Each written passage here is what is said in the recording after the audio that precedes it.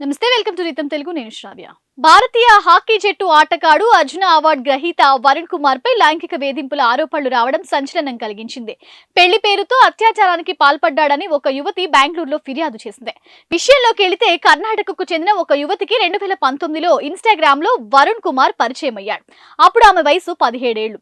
బెంగళూరులో హాకీ మ్యాచ్ల కోసం వచ్చినప్పుడు వరుణ్ కలిసేవాడని, పెళ్లి చేసుకుంటానని నమ్మించి లోబర్చుకున్నాడని బాధితురాలు ఆరోపించింది. గత 5 ఏళ్లలో పలుమార్లు అత్యాచారానికి పాల్పడ్డాడంటూ ఫిర్యాదు చేసింది. ప్రస్తుతం తన వయసు 22 ఏళ్లని తెలిపింది. ఇప్పుడు పెళ్లి ప్రస్తావన తీసుకొస్తే తనకు అలాంటి ఉద్దేశం లేదని అంటున్నాడంటూ ఆవేదన వ్యక్తం చేసింది. యువతి ఫిర్యాదు మేరకు బెంగళూరులోని జ్ఞానభారతి పోలీసులు వరుణ్ పై ఎఫ్ఐఆర్ నమోదు చేశారు. ఈ మేరకు దర్యాప్తు చేపడుతున్నారు. అయితే ప్రస్తుతం వరుణ్ పరారీలో ఉన్నాడని, అతడి కోసం గాలింపు చేపడుతున్నట్లు ఓ అధికారి తెలిపారు.